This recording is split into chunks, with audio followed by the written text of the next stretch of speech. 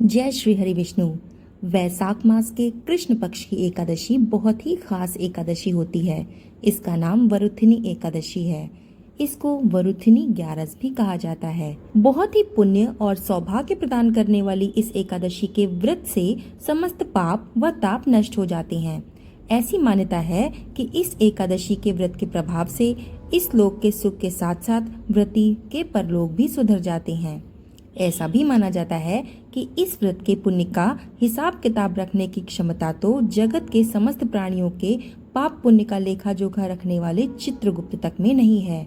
कहने का तात्पर्य ये है कि वरुथिनी एकादशी का व्रत अथाह पुण्य प्रदान करने वाला है।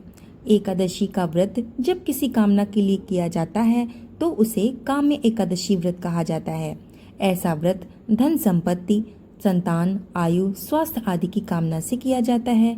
यदि निष्काम भावना से ये व्रत किया जाता है तो इसे नित्य एकादशी कहते हैं। इस व्रत में भगवान की भक्ति ही मुख्य ध्येय होता है। एकादशी के व्रत के दिन एकादशी व्रत की कथा पढ़ी या सुनी अवश्य जाती है, क्योंकि किसी भी व्रत का फल तभी प्राप्त होता है जब आप उसकी कथा पढ़ते या सुनते हैं। तो आइए सुनते हैं वरुथिनी एकादशी की व्रत कथा। धर्मराज युधिष्ठिर कहते हैं कि हे भगवान, मैं आपको नमस्कार करता हूँ।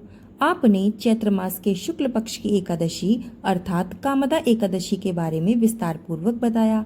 अब आप कृपा करके वैशाख कृष्ण एकादशी के बारे में भी मुझे बताइए। इसकी क्या विधि है और क्या महात्म्य है। तब भगवान बोले कि हे राजन, वैशाख मास के कृष्ण पक्ष की एकादशी का नाम वरुथिनी एकादशी है। इस व्रत को करने से समस्त पाप नष्ट हो जाते हैं तथा इसके प्रभाव से 1000 गोदान के बराबर फल की प्राप्ति होती है। इस एकादशी के संबंध में जो प्रचलित कथा है उसे मैं तुम्हें सुनाता हूँ, ध्यान पूर्वक श्रवण करो। बहुत समय पहले की बात है। नर्मदा के किनारे एक राज्य हुआ करता था जिस पर मानधाता नामक राजा राज किया करते थे। राजा बहुत ही पुण्यात्मा थे। अपनी दानशीलता के लिए वे दूर दूर तक प्रसिद्ध थे। वे तपस्वी और भगवान विष्णु के उपासक भी थे। एक बार राजा जंगल में तपस्या करने के लिए चले गए और एक विशाल वृक्ष के नीचे अपना आसन लगाकर तपस्या आरंभ कर दी। वे अभी तपस्या में लीन ही थे कि उनको एक जंगली भालू ने उन पर हमला कर दिया। वो उनके पैर को चबाने लगा, लेकिन राजा मानधाता तपस्या में ही लीन रहे। भालू उन्हें घसीट कर ले जाने लगा। ऐसे में राजा को घबराहट होने लगी, लेकिन उन्होंने तपस्वी धर्म का पालन करते हुए क्रोध नहीं किया और भगवान विष्णु से ही इस संकट से उबरने की गुहार लगाई। भगवान अपने भक्त पर संकट कैसे देख सकते हैं।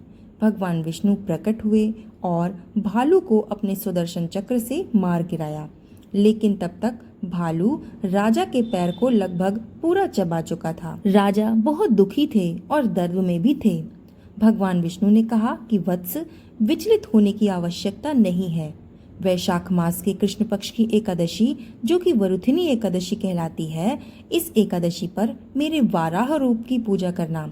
व्रत के प्रताप से तुम पुनः संपूर्ण अंगों वाले हष्ट-पुष्ट हो जाओगे। भालू ने जो भी तुम्हारे साथ किया वो तुम्हारे पूर्व जन्म के पाप का फल है। इस एकादशी के व्रत से तुम्हें सभी पापों से मुक्ति मिल जाएगी। भगवान की आज्ञा मानकर मानधाता ने वैसा ही किया और व्रत का पारण करते ही उसे नव जीवन मिल गया और वो पहले की तरह हष्ट-पुष्ट हो गया।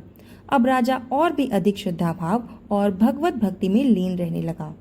जो भी व्यक्ति भय से पीड़ित है उसे वरुथिनी एकादशी का व्रत रखकर भगवान विष्णु का स्मरण करना चाहिए। इस व्रत को करने से मनुष्य के सभी पापों का नाश होकर उसको मोक्ष की प्राप्ति होती है। तो ये थी वरुथिनी एकादशी की व्रत कथा।